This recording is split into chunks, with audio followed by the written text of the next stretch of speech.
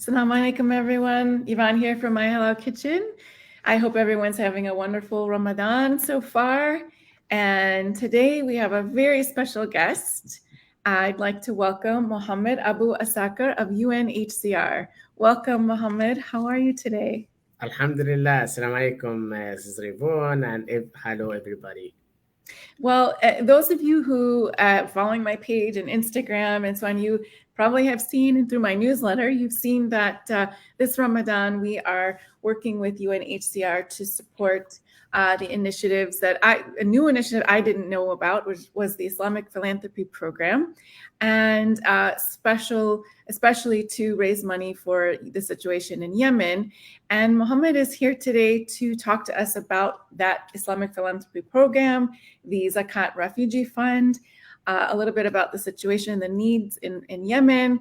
And there's so much to discuss. It's a very a serious situation, but there's so many details that Mohammed is going to clarify for us. So if you guys have questions, this is the perfect time to ask.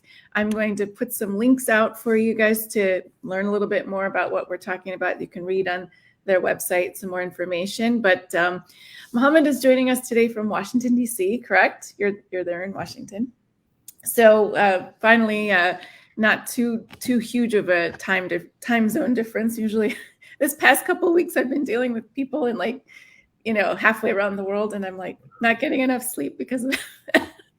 So anyway, but so I'd like to invite you guys to ask your questions when it comes time, but I'm going to steer the conversation. First, let me introduce our special guest.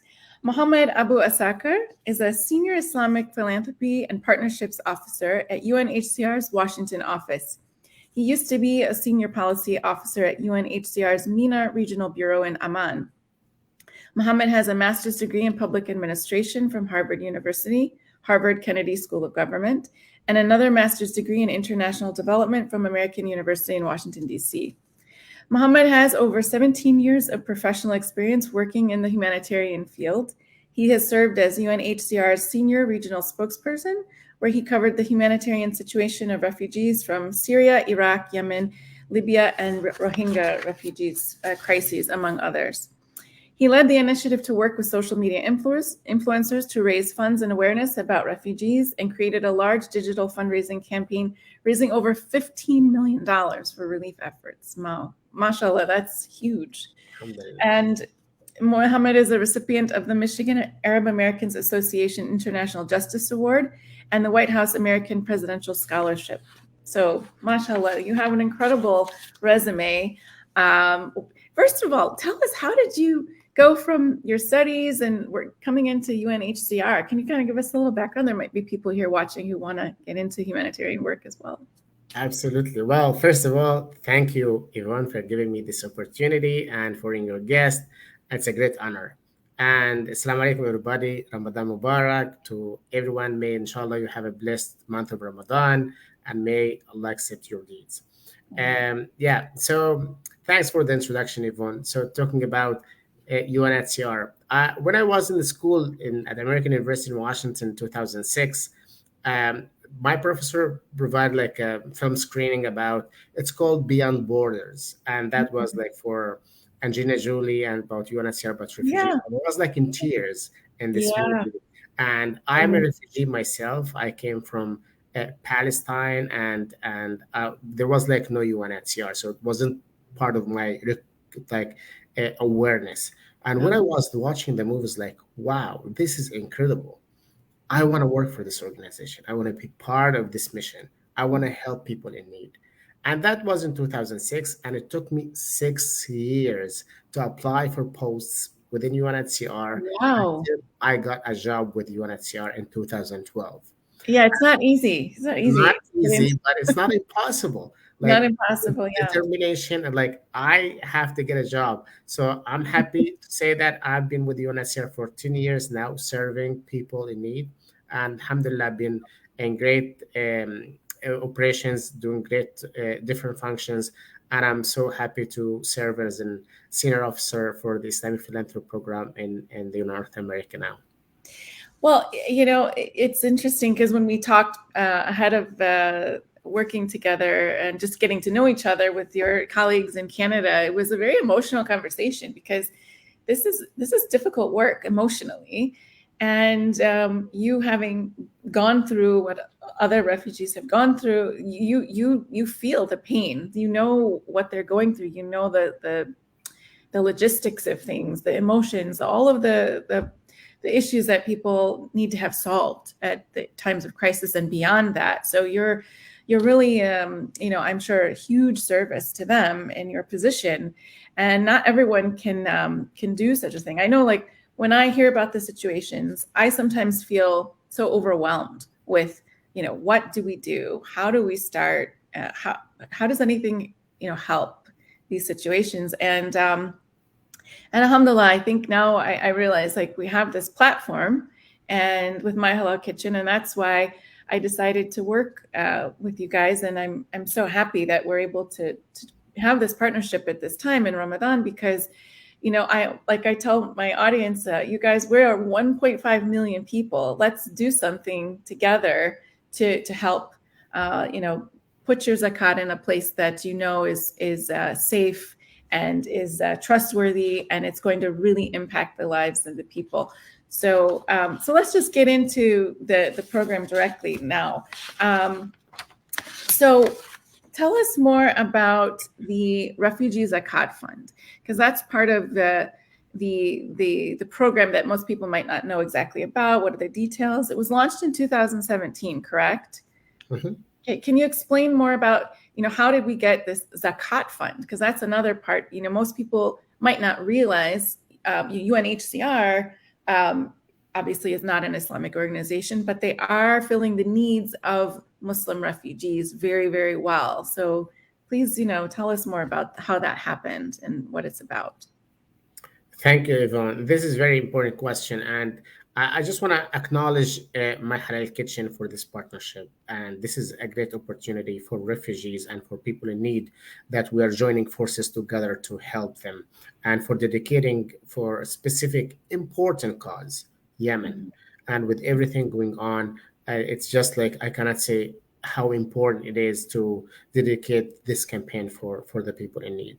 So the idea, to answer your question, the idea started in 2015, when we have been in front of, sadly, every year we are in front of unprecedented figures related Yeah, to refugees and internally displaced people. And, exactly. United Nations mainly depends on government funding. Right. And within, like, the numbers been growing every year, and also the challenge is getting greater, and the needs like growing massively.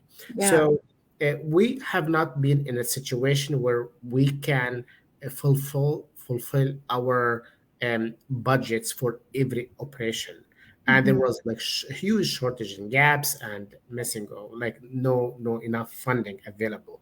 And as UNHCR been responsible, mandated for refugees in the world, we've been like, today we're in front of 100 million refugees and internally displaced people. 6 weeks ago, we've been talking about 82 million. And with the Ukraine situation, like now this like exceeds like Right. even 100 million, right? Wow. And so with all these numbers every year is increasing, the sad fact is that 60% of them are from OIC countries, from Organization of Islamic Countries organization. And this Right. massive number of people, like brothers and sisters, need assistance. When Yeah. we are short on funding, we come to the point where we take heartbreaking decisions. We cut services on these people. Yeah. And what does it mean? It's just like not a word. It's just like some people might feel like homeless, like no paying for their shelter, like for their homes, having enough food or have enough blankets or heat in the freezing cold. Basics. And we don't want to take those decisions. Yeah. We Yeah. don't want to cut services from anybody. Instead, we want to provide more assistance. Mhm. So, as an organization, we have to think of outside the box. And the fact that 60% of those brothers and sisters in need, we thought of a mechanism or a way that we can connect Muslims with resources, with Mhm. those who need it the most. But when we talk about that, we talk like talking about like zakat or sadaqah, And especially when it comes to zakat, we understand and appreciate that this is a farida.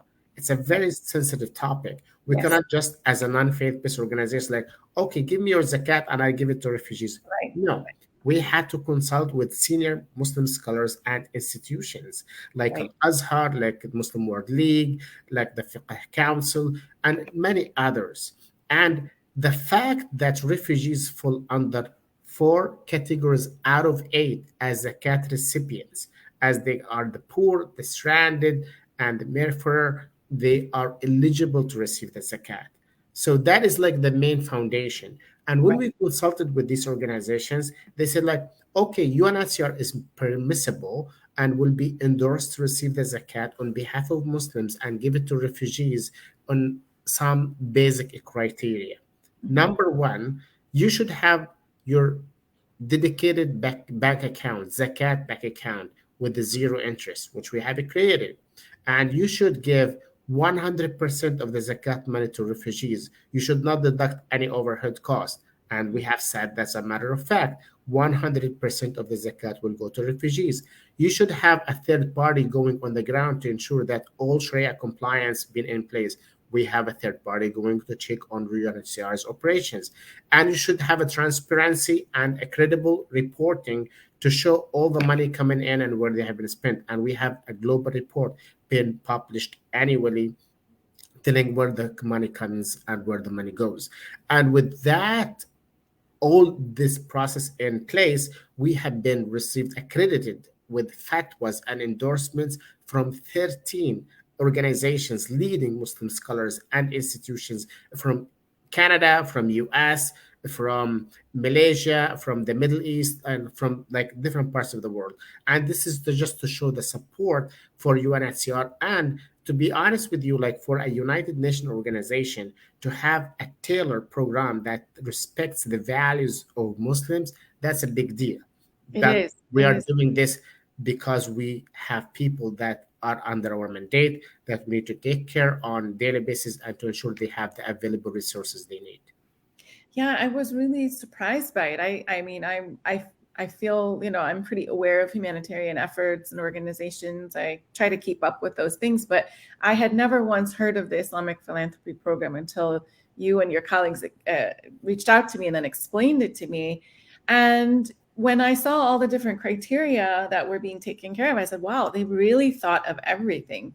And you're right, it is a very sensitive topic. There needs to be a lot of checks and balances. There has to be transparency. There has to be approval from the people who know, the scholars. So you guys have really done everything possible to make sure that this is correct, and it's because people want to make sure this is a number one question people have every Ramadan, right? Where to send the zakat.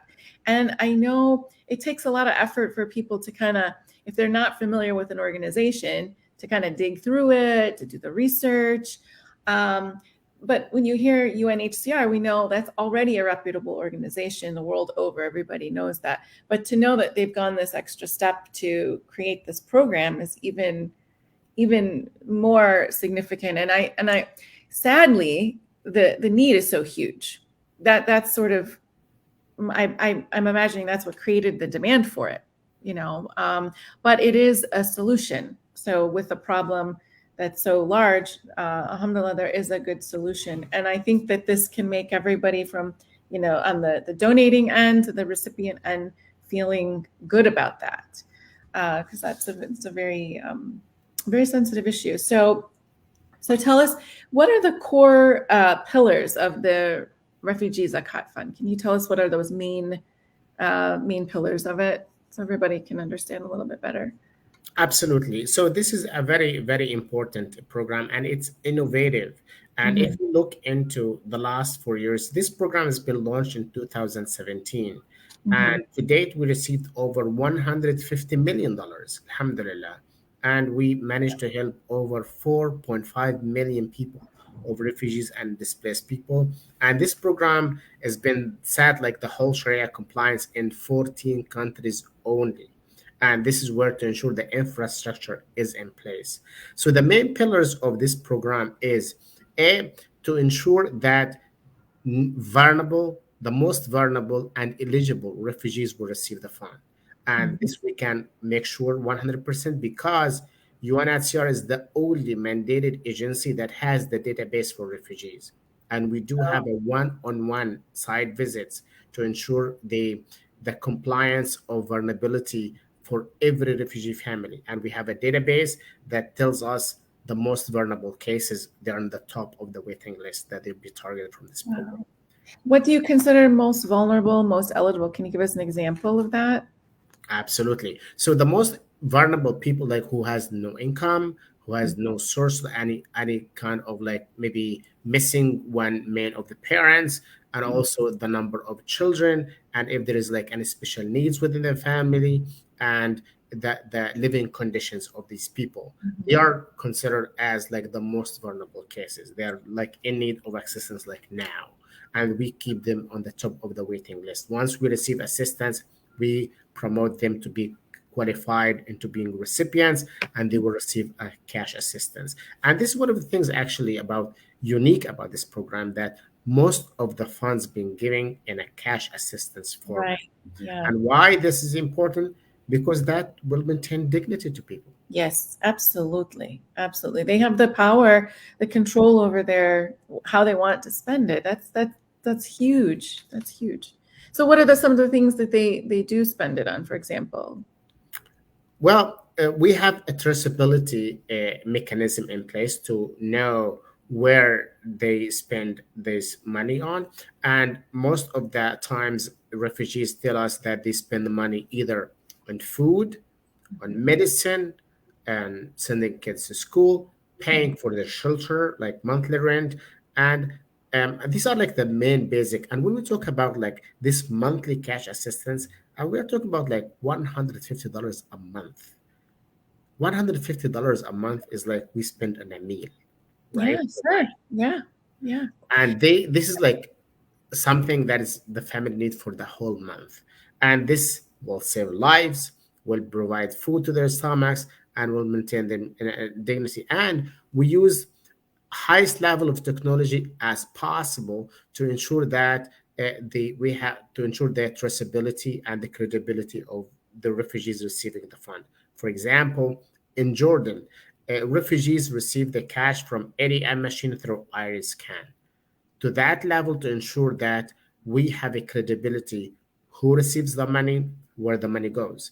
And Wow. when we look at like all these people, like 4.5 million people, like that provides dignified life to these people. Yeah. So I don't.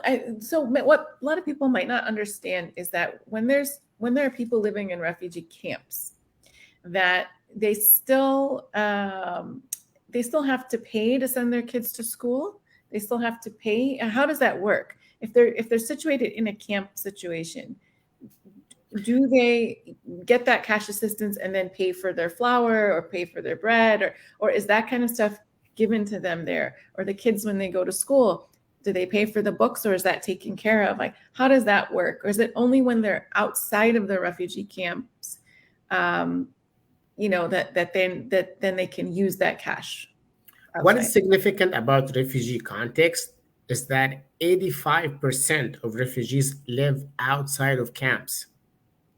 Only 15% of refugees live in camps. That's, And I'm sure, something most people don't know. yeah, We have this idea that everybody's situated in the camp situation, and if they are outside of the camps, then things must be fine. But that's not always the case. not at all. It's actually the opposite. Because when they are not, well, camps is not the best option from UNHCR perspective. Sure, Because sure, people, refugees are people like us, who exactly. used to live a dignified life, normal life, and all of a sudden they found themselves refugees. Mhm. No one on earth it chooses to be a refugee. Of course not. No one chooses to be a refugee. So being forced to flee their homes.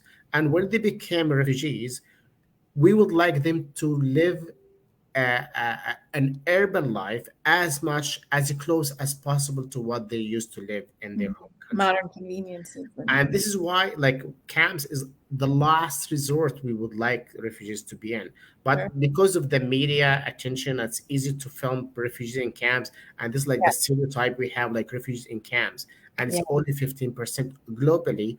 in refugee living camps. And when they are in the urban setting, they need to pay for their rents, Right. and they need to pay for their food.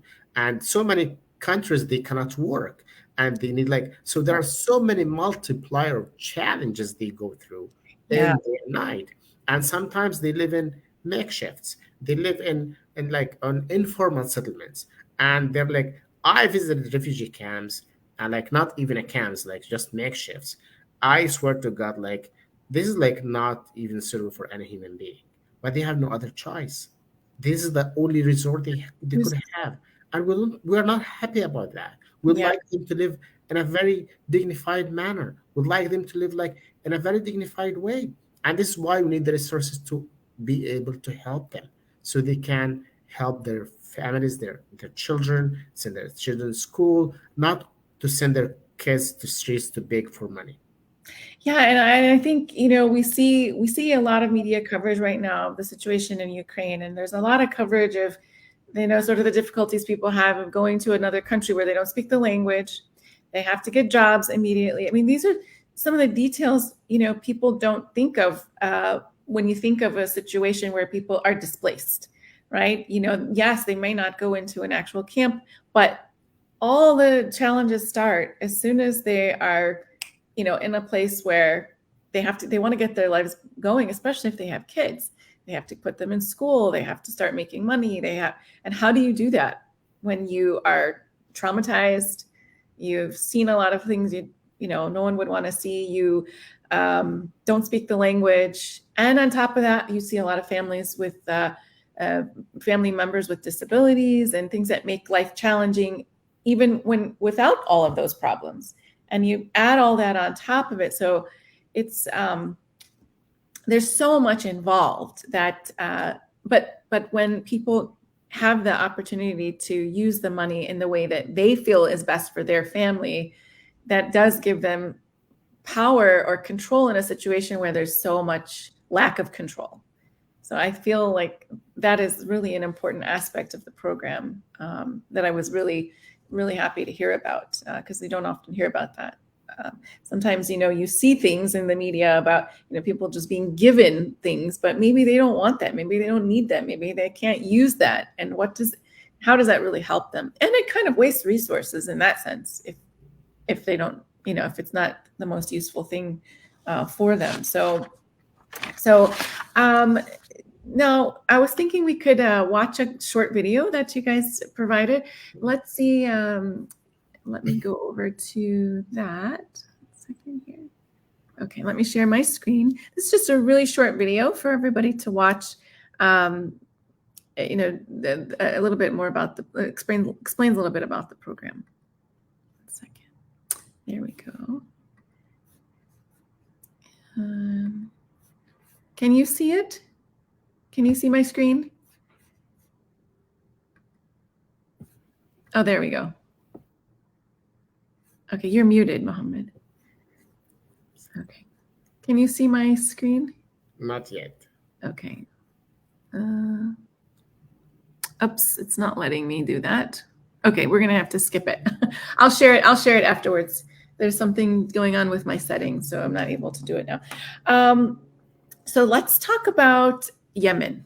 Since we've sort of talked about the Islamic Philanthropy Program, the Refugee Zakat Program, unless there's anything else that you want to explain there, let's talk about Yemen. I think that we've been hearing about Yemen for a very long time, but what we don't hear is because of the Ukrainian crisis, where that's sort of being overshadowed right now, overshadowing the situation in Yemen as well, but also because of COVID. I think that everybody suffered, but from what I have read, the donations have dropped quite a bit for Yemen for various reasons. Is that true? Like across the board, is that true? And what's the situation now? Well, that any humanitarian situation is get affected by the media coverage. And we see the media coverage now is spotted like on the situation in Ukraine, and that received lots of attention and funding. And that leaves other humanitarian situations sometimes behind, sometimes forgotten, sometimes not prioritized for the people's like out of their sight, out of mind. So Right. situations like Syria, who could believe that this is the 10th anniversary of the situation in Syria? Right. Right. And still refugees, like millions of refugees in surrounding countries, Right. and millions of intern displaced people of Syria still going on there. Right. And so looking into the situation in Yemen. So the situation in Yemen, we are very sad to say among the 30 million people inside Yemen, there are 66% of them depends on a humanitarian assistance. 66%. 66%. And this includes, of course, the 4.2 million people who are interned displaced people because of the wars going there and the conflict. And there are over 100,000 refugees. And these people are like from Ethiopia mainly and from Somalia. Yeah. And Right. so we have refugees and we have intern displaced people. And look into that the level of poverty is 80% of the population is below the poverty line. I was doing a little research on the situation there, and there's so much footage of things going on in Yemen from a few years ago. And a few years ago, it was bad, and now it's so much worse. And I hadn't had any idea that there were other refugees from other countries in Yemen. I thought the situation was mainly of internally displaced Yemenis, but now I had learned that there are people from other countries coming into. So it has exacerbated the problem significantly. Plus the COVID situation, plus the donations going down. So, and we're seeing people who are on the brink of starvation,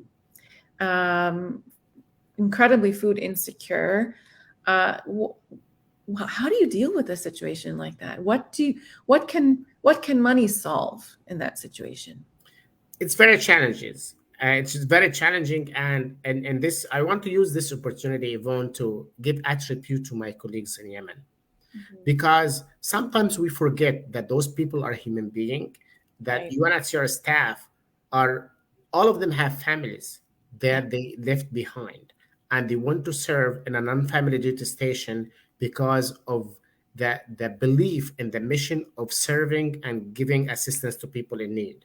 Mhm. And this is a great mission, and sometimes we lose staff members because of conflict situations. Of course. Sometimes people get killed because of the Right. conflict situations. Right. Right. So the situation in Yemen is very dire, and it's very hostile, and is very unstable. In spite of that, UNHCR remains on the ground, provide assistance to people in need. And what we do, well, these people are under our mandate, and we want to continue serving and providing a protection. And we have like this includes like all kinds of legal assistance and Oh, yeah. psychosocial support and all any other services that like people when they're very traumatized when they leave Yeah. they're in the conflict zone, right? Absolutely. And we provide cash assistance to people in need, and this is to provide them with a dignified life so they Mhm. can choose what they want to spend the money on. And we provide shelter, we provide co-relief items, we provide we are like also managing the camp and do the coordination among all other agencies to ensure like all assistance being provided to people in need. So this is a great mission, and uh, this service has been provided to millions of people on the ground. In spite of COVID, of course, it has been a challenge. I remember like a few months ago, we've been trying to organize some meetings with colleagues, and because of the pandemic, all over the places, like we had to shut down some of our offices, and I could think of the consequences that Sure. this would impact people in need. And right away, we got the opportunity to resume and to ensure that we are on the ground and providing assistance. And this again been provided to over 100,000 refugees, over 4.3 million of intern displaced people inside Yemen.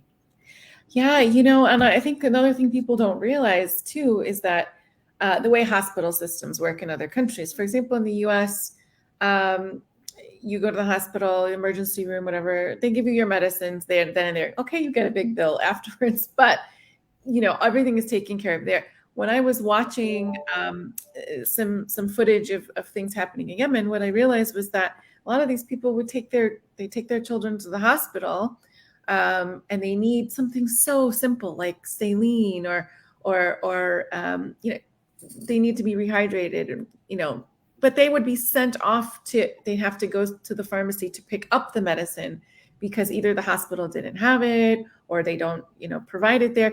And there was one very sad story where a man, he was going to the pharmacy, but he looked so worried because he didn't have the cash for it. He didn't have the money. And so the journalist who was covering it, said that they helped out, but my heart just broke just thinking something so simple. So this shouldn't be happening. So when you mention the cash assistance, I think, wow, that's one scenario that most of us wouldn't think anything of. But in a case like that, that saved the life of his son. He rushed back to the hospital. He got the medicine. He rushed back to the hospital. They were able to give it to the baby. And he was a baby. He was like 2 years old. And I think no parent should ever have to go through something like that. No child should ever have to go through something like that. But that cash part of it was I would never think that in a hospital they would say, well, you have to go to the pharmacy to get it. But that if that's how it works, that's how it works. So they would have to have the cash to do that. And those are the little details I think that are really important to understand, and that the zakat money really, really could be the difference between life and death in those situations. I'm so happy you mentioned this, Yvonne, because this reminded me of Abdullah. Abdullah is a Yemeni guy who has 8 children, and because of the conflict ongoing there, he had to sell his livestock and to move with his family. And just before leaving, he there's like a nearby explosion hit him, and it broke his leg, and he continued to flee with very, very difficult situations, almost like lost his life. Alhamdulillah, he's like survived and need like assistance. And when he got into Aden, our staff identified him, and so like how badly he needs for assistance. We provide like medical support to him, and he's been included in our cash assistance program in Yemen. And he has like 8 children, like he's like the main source of income to them. And because of that program, Abdullah managed to have a small grocery so he could have an income for him and his family, send his kids to school, and he's like having kind of like dignified life. And he started a little business for himself with the cash assistance. Yes. So there's so that's a possibility for them too. They can actually start their own little business. Yes. Wow. There's no stipulation against that. Wow. Absolutely. And we have also a dedicated livelihood project, like income generation, where we don't want to give like just cash. Cash is like for the main basic needs and relief for refugees. Sure. But also we have like an income generation projects where we enable refugees to have sources of income. We would like to enhance refugees with skills, with capacities, with all different innovative ideas so they can depend on themselves. And they can open up the opportunities, and not to depend on the communities, on the host communities, but to provide opportunities to host communities. Well, that's the ultimate source of independence, right? To have your own business, and even if it's something small, but if he can provide for his whole family on something like that, imagine what other people can do with that. And in tough times, people get really creative, and they will take that little bit and make something out of it that they want, that they know how to do, that they feel they have the drive or the passion or the talent or whatever. Maybe it's just a skill that they have, and they figure, with that little money, I know what I would do with it, rather than being told what to do. I have a question people have asked me about the situation, and I'm hoping you can clarify, is that we hear a lot about Yemen, that there may be money or food, but sometimes the people aren't getting it. So that seems to be a problem, like that there's like what would you call it? Like a block, an obstacle. And that's why people are, having such a hard time. One of the other reasons. So how does UNHCR get past those obstacles to make sure that the people actually get the aid, the money, the food, whatever? How do they circumnavigate all those challenges that are there, preventing people from getting what's waiting for them? I just said challenges because the situation is very challenging. Yeah. And UNHCR coordinates with all parties on the ground to ensure that we have a humanitarian corridors Mhm. that enables us to reach people in need. We ask all parties in conflict all the time to keep civilians away from any ongoing conflicts, Mhm. and also to ensure safety passages that will enable us to reach people in need. This is sometimes it's a challenging things to be done in some Right. situations, but we keep fighting for this safety passages, and we keep coordinating with all involved parties to ensure that we have full access to people in need in Yemen. One of the things that will distinguish UNHCR as a United Nations agency, that we are in the ground and we have different offices in different locations where we have access to people in need, and we reach them, we provide assistance they need, and we maintain guardians for everything they do need. The challenge and the biggest challenge we face, to be honest with you, is related to funding, Mhm. because Mhm. out of $290 million set for an annual budget for assistance in Yemen, so far we received 9% Oh, only. So we have our deficit of 91% deficit on actual money needed to provide assistance to people. And thanks to my Halal Kitchen and for you, Yvonne, for taking this initiative, that you are just like calling the public to say, hey, there is an actual need for brothers and sisters who are suffering. And we have like 91% deficit of actual money needs to be provided for these people. And imagine what would happen if we don't receive the money on time. And this means that more people will suffer, and we don't want to reach that point. exactly. I mean, if anyone watches any situation, really, any refugee situation, any in IDP situation, this, you have to have a really stone heart to not feel something for these people. But I think that because I always say this, when you're in a position of privilege, you have a responsibility to do something. And like, as I try to appeal to over 1.5 million people on this page, if everyone even just donated $1, we would be in a good spot to help. And all of the challenges that you, thankfully, Mohammed, you have sort of explained how UNHCR is dealing with them, can kind of put us to ease that, because I know some people will say, well, we can donate money, but it doesn't really get to the people. But there are so many protocols in place to deal with those challenges that there's no issue of people not receiving. So I think that can make everyone feel better who sort of challenges the idea that, what about this and what about that? And, there's a lot of skepticism people might have, but you've clarified a lot of that. And political conflicts are no joke. But your colleagues on the ground are experts at this. They know exactly what they're doing. They know how to deal with both sides and create those corridors for this smooth transition of donation to recipient. So I think that can make a lot of people feel better that there are a lot of things in place to make sure that good things happen.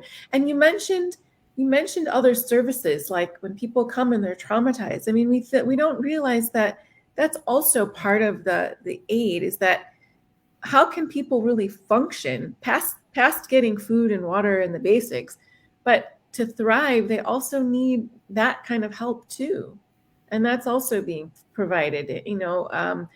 These are little details that are actually big things, but they're not really talked about as much. And I know from just watching things now, we're everybody's glued to the situation in Ukraine because that's what's on the media. But you take that situation and say that's been ongoing in a place like Yemen, and where are the people now? Like, how is their mental state? How is their, we want to see them thrive, not just survive. But we have to get past that point of survival first. And this zakat money can help get to that point, inshallah. Inshallah. And we are talking about a country that lacks lots of resources at Right. so many different fronts. Exactly. And when you talk about a very important aspect, Yvonne, related to psychosocial support, when Mhm. people arrive with a trauma, like imagine it like with kids and with bullying and psychosocial problems and Yes. these stigmas and abuses, so like endless of cases, and this Yes. is Yes. equally important to food and water and sanitation and shelter, Absolutely. because we would like the well-being of the people. If how come they're gonna, you said it, thrive, how they will thrive without being like in a Right. very well-being in the Right. very good status. And this is a kind of service that UNHCR pays lots of attention to people, and especially for those who like flee the conflict and been like under shelling for so many days and nights. Right. And that trauma lasts generations. It doesn't just last in the lifetime of the person who experienced it.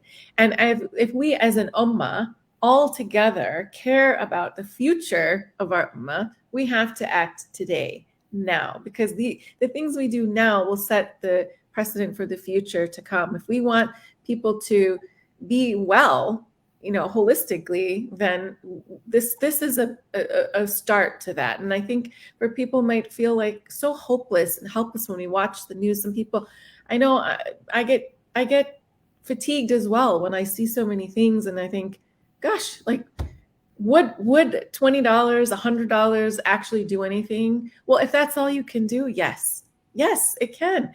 I think when we had a conversation prior to, in the very beginning, you mentioned that you would be able to put a dollar amount to like how much money is provided versus how many families are helped. And you threw out some numbers, which I thought was interesting, but you really have a good hold on that, which I find fascinating too, because sometimes we need to see that, well, if I only have $100 to give, is that really helping? But when you put it in perspective of how many families that does help, we could feel good about that. Like, that's all I could give, but it helped X number of families. Then that's a visual that helps me understand my contribution a little better. Absolutely. And sometimes this is like maybe just to give a kind of like a conceptual understanding for the people. Sometimes we give zakat because this is something we have to give. And it's like we have to give away like the zakat. But Right. I urge, or people are watching us today, that when we give the zakat, we give it with compassion for those people who need it. And this will be part of the gratitude that we have for all Yes. the blessings that we have, the Yes. countless blessings that we have from Allah subhanahu wa ta'ala. Imagine yourself living in a house with safe house. Imagine yourself having a food for your iftar today. Mhm. Imagine yourself, you're healthy and you're living, you can walk and talk, and you have your siblings around you. And Yep. with those people, some of them don't have shelter, many of them. And many of them are dying because they don't have food. Yes. They're dying from famine. They're dying because they don't have food. And who are they? Human beings. They didn't choose to be in this situation. They Right. forced, they found themselves with no power but to be stranded in that situation. And you said the ummah, Yvonne. And this is the responsibility. When we are sharing the gratitude with what we have, we're going to get more of what we have. When we Absolutely. share with part of what we have, we will get more of what we have. So, this is a responsibility towards us as a human being, at It least. definitely is. As like, so this is what my urge to everybody, to give out of compassion, that those people, they they are entitled to live a dignified life. And Allah subhanahu wa ta'ala blessed us with all the blessings that we have, with all the money we have, and with all these blessings we just share And this is the month of giving, the month of gratitude, the month of compassion.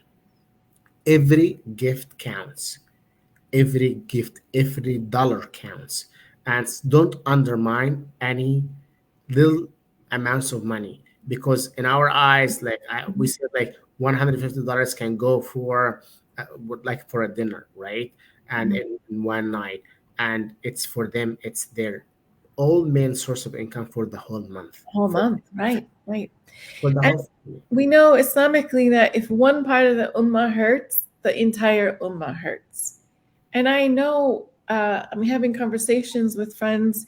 We feel it, we do, but we sometimes lose sight of it because it feels like what we can give maybe isn't enough. But I'd like to urge everybody who's watching right now to share the donation link that I posted and share it with your entire network, all your friends and family, and use the hashtag every gift counts. Because that's, as Mohammed just said, that's the truth, right? Every gift counts, whatever you can do. Of course, zakat is calculated, right? That's different. But for people who maybe, if you are, just want to give extra, like donation, that's fine too, right? We don't have Yeah, to, it can yeah, also be that. absolutely. And, it's not to make people feel guilty about having a nice iftar and Ramadan and all of that. I mean, I write recipes for a living. And every year, as I was telling you earlier, it seems like, Ramadan is that time where it's super busy about, recipes and sharing things. And that's wonderful. That's what we want all people to enjoy. But the reality is that so much of our ummah is I mean, when I heard the Yemeni father who was went to get the saline solution for his son, the journalist asked him, "What do you eat? What are you eating for day?" This was not Ramadan; it's just daily, And he said, "We just eat flour, and maybe they cook it, maybe they heat it. I don't know. Um, it's it's just not right. It's not right, and so that has to elicit some kind of response in us, right? That it's not to say feel guilty for the blessing Allah gave you. No, Allah said enjoy your blessing. That's fine. But the zakat is also it's cleaning up our wealth too, right? It's cleaning up our blessings. So, and anything you can give on top of that, sadaqah, donation, whatever, please do it. Um, and many of us have the opportunity to do that. But it's it's painful to watch, but I think those are the things we have to see, we have to hear, we have to know to put it all into perspective. That this is no small thing, and but yet at the same time, it's so easily solvable with the zakat being dedicated to these people. So that said, on the donation page, people can go there and they can calculate and dedicate their zakat, correct? So, what does that mean when it says dedicate zakat? Does that mean that they can dedicate it to the cause that they want or the country they want? Can you explain a little bit more about that? Yeah, they can dedicate it to refugees, and in this case, on thanks to my halal kitchen and to you, Yvonne, this will be for the cause of Yemen. So this would be all money going to Yemen. If they would like to dedicate to other causes, they can do that on the main landing page. Mhm. And as you said, this is not to take away from any of the blessings they have. Rasulullah, Prophet Muhammad says, "Ma naqasa malun min sadaqah." No man will be decreases any of your wealth. The zakat will not decrease any of your wealth. And instead, Allah subhanahu wa ta'ala says, وَلَئِن شَكَرْتُمْ لَأَزِيدَنَّكُمْ. For you being thankful will be like your wealth will be increased. And Yes. so the way to do that, Allah subhanahu wa ta'ala says, وَقُلْ اعْمَلُوا آلَ دَاوُودَ شُكْرًا. Like the ummah of Dawood, like you do a thankful deeds. You do like not you say, just like by the doing of being thankful for, by the doing, the zakat is one of the actions, sadaqah is one of the actions of being thankful. Being Yeah. thankful, Allah subhanahu wa ta'ala will increases your wealth. And this is part of the compassion we have towards our brothers and sisters, to have that towards the humanity. Yeah. And when we are doing good, more goodness will happen and spread in the world. And Allah subhanahu wa ta'ala will bless you, will bless your families, will bless your health, will bless your wealth, will bless all of your surroundings. And no, nothing, absolutely nothing more rewarding than giving. When And you charity give, does not decrease your wealth. It does absolutely. not. That's I think something that we maybe people need to be reminded of as well. That sometimes we can get a little bit, greedy. We think that, oh, what's going to happen if I give this money away? But no, the law of Allah is that it never works that way. So there's sometimes we just need reminders. We need reminders. And I know people are overwhelmed with so much happening in the world. That's the thing. I know it's sort of like, um, we're not in competition with other crises, right? We're not saying this one is worse than this one or that and the other. Every human being, we want to help but the situation in Yemen is particularly dire right now. It's not getting a lot of attention. It's not getting the funding that it needs to help the situation. So we need the Ummah to pull together and really pay attention right now. Yeah, and for just like to give some facts and figures, I hate to say facts because I talk about people, and Right. people to me like a human being, like us, mothers and sisters and women and children. So uh, there are over 20 million people of Yemen is in need of help, Right. and 79%, like 80% of the IDPs are women and children, and a 12%, 12 million of them are in acute need, where 80% are below the poverty line. And so we are talking about um, total like 2.6 million of IDPs are highly food insecure. And this is why we thought about like this program as a part of the Mahal Kitchen, where everybody enjoying their meals, and may Allah subhanahu wa ta'ala blesses them with all the meals they have. Just to think about, there are some people in parts of the world that they don't have, they are dying actually because of food insecurity. Right. And we would like to think in compassion towards them.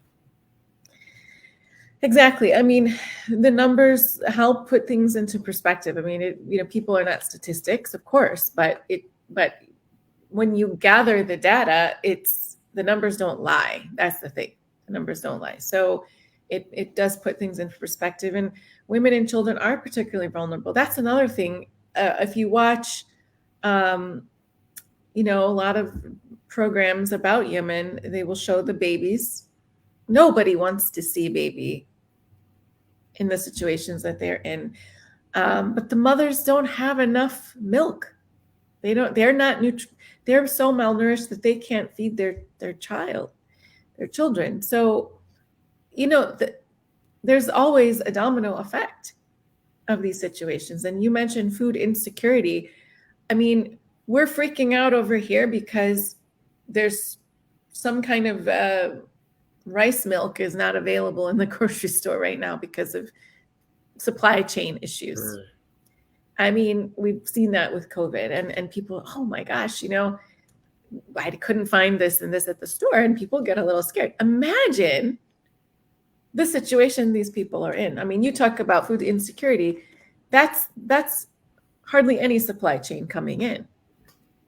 So I think we need to put our lives into perspective a lot and say,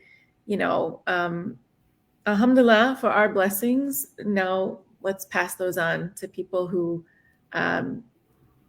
they literally, some of these children I watched were like hours away, maybe even if that, from if they didn't get the medicine or the saline, or I think at some point they couldn't even take food at that point. They needed to get stabilized, and then so That's a hard pill to swallow. I don't want to be a Debbie Downer.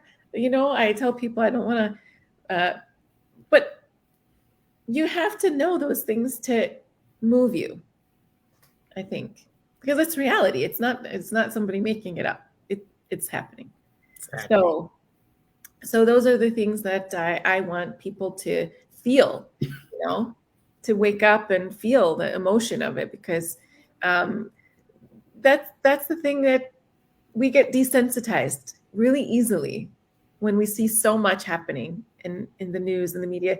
After a while, it becomes normalized, quote unquote, which nothing is normal about any of these situations. But I feel we really have to, feel it to then provoke us to help sometimes. So Yeah, and I hope like your message will pass and cross to all people with compassion, and I'm sure like every individual human being or is fasting and is observing the month of Ramadan do have that compassion and do care about like those in need, and do think about like brothers and sisters. Every day we have like this whole day of fasting. At the end of the day, we have this meal.